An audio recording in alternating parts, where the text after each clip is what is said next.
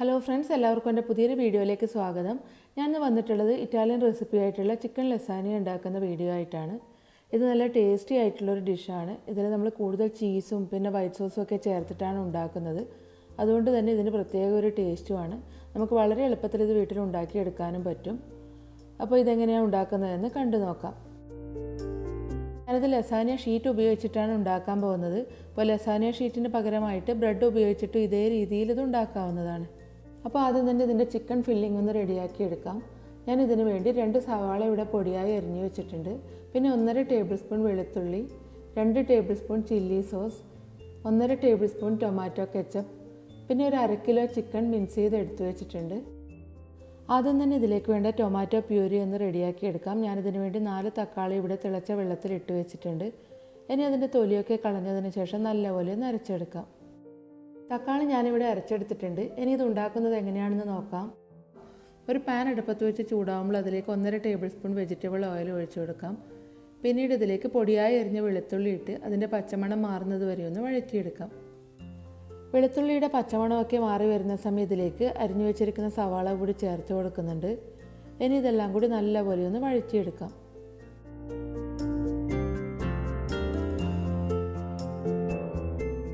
സവാളയൊക്കെ നന്നായിട്ട് വഴന്നു വരുന്ന സമയം ഇതിലേക്ക് ചിക്കനും ആവശ്യത്തിനുള്ള ഉപ്പും കൂടി ചേർത്ത് കൊടുക്കുന്നുണ്ട്. ഇനി ഇതൊരു 3-4 മിനിറ്റ് കൂടി ഒന്ന് വഴറ്റിയെടുക്കാം.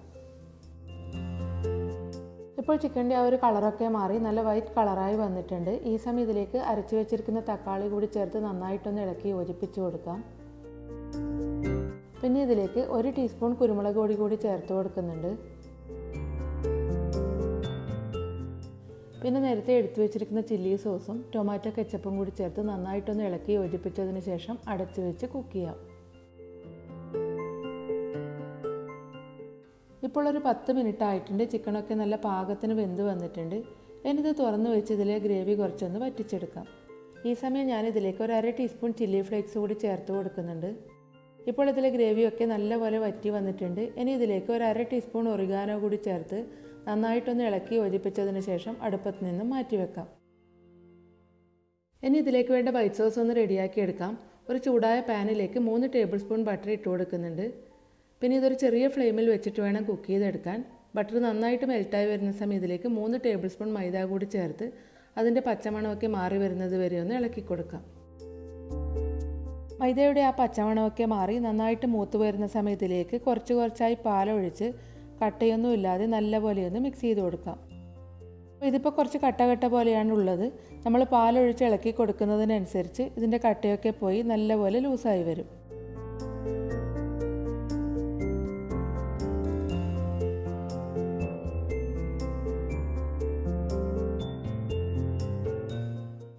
ഇപ്പോൾ ഇതിലെ കട്ടയൊക്കെ പോയി നല്ലപോലെ മിക്സായി വന്നിട്ടുണ്ട്. ഇനി ഇത് നന്നായിട്ട് കുറുകി വരുന്നത് വരെ ഒന്ന് ഇളക്കി കൊടുക്കാം. സോസ് ഇപ്പോൾ ചെറുതായിട്ട് കുറുകി വരാൻ തുടങ്ങിയിട്ടുണ്ട്. ഈ സമയം ഇതിലേക്ക് 1 ടീസ്പൂൺ കുരുമുളക് പൊടിയും 1/2 ടീസ്പൂൺ ചില്ലി ഫ്ലേക്സും കൂടി ചേർത്ത് കൊടുക്കുന്നുണ്ട്. പിന്നെ 1 ടീസ്പൂൺ ഒറിഗാനോയും കുറച്ച് ഉപ്പും കൂടി ചേർത്ത് നല്ലപോലെ ഒന്ന് മിക്സ് ചെയ്ത് യോജിപ്പിച്ച് കൊടുക്കാം. ഇതിപ്പോൾ നല്ലപോലെ കുറുകി വരാൻ തുടങ്ങിയിട്ടുണ്ട്. ഈ സമയം ഇതിലേക്ക് ഒരു 1/4 കപ്പ് മൊസറല്ല ചീസ് കൂടി ചേർത്ത് നന്നായിട്ടൊന്ന് ഇളക്കി യോജിപ്പിച്ചതിന് ശേഷം അടുപ്പത്ത് നിന്ന് മാറ്റിവെക്കാം. അതുപോലെ തന്നെ ഈ മൊസറല്ല ചീസൊന്നും ചേർത്ത് കൊടുക്കണമെന്നൊരു നിർബന്ധവും ഇല്ല. നിങ്ങൾക്ക് ഇഷ്ടമുണ്ടെങ്കിൽ മാത്രം ചേർത്ത് കൊടുത്താൽ മതിയാവും. ഇനി ഇതിലേക്ക് വേണ്ട ലസാനിയ ഷീറ്റ് ഒന്ന് വേവിക്കാൻ വെക്കാം. ഞാനിതിനു വേണ്ടി 6 ഷീറ്റാണ് ഇവിടെ എടുത്തിട്ടുള്ളത്.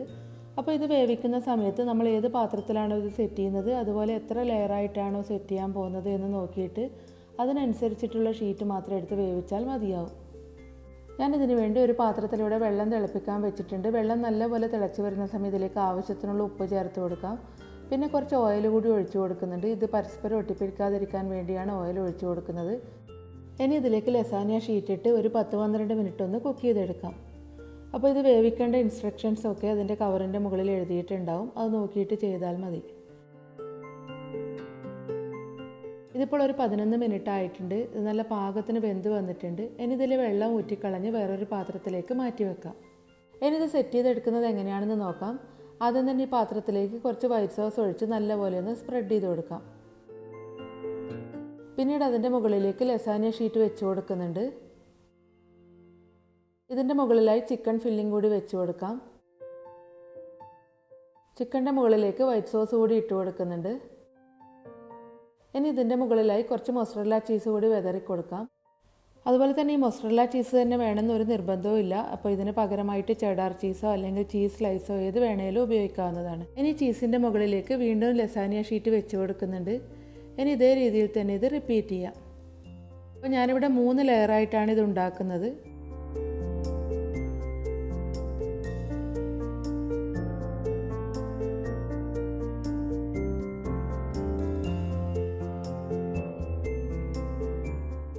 ഏറ്റവും മുകളിലായി കുറച്ച് മൊസറല്ല ചീസ് കൂടുതൽ ഇട്ട് കൊടുക്കുന്നുണ്ട്.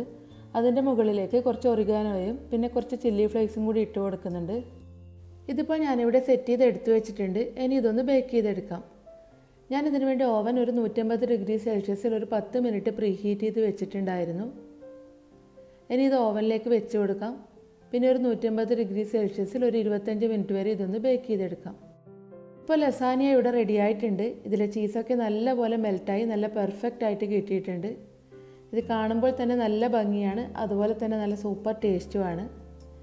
ഇനി ഇത് കുറച്ചൊന്ന് തണുത്തതിന് ശേഷം കട്ട് ചെയ്തെടുക്കാം. പിന്നെ നമ്മളിതൊരു ഇളം ചൂടോടുകൂടി തന്നെ വേണം കഴിക്കാൻ. തണുത്ത് കഴിഞ്ഞാൽ പിന്നെ ഇതിലെ ചീസൊക്കെ കട്ടയായിട്ട് അത്ര നല്ല ടേസ്റ്റൊന്നും ഉണ്ടാവുകയില്ല.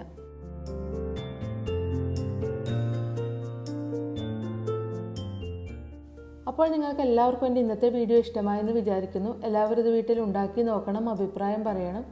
എൻ്റെ വീഡിയോ ഇഷ്ടമായെങ്കിൽ ലൈക്ക് ചെയ്യാനും നിങ്ങളുടെ ഫ്രണ്ട്സും ഫാമിലിയൊക്കെയായി വീഡിയോ ഷെയർ ചെയ്യാനും മറക്കരുത്. അപ്പോൾ അടുത്ത വീഡിയോ ആയിട്ട് കാണാം.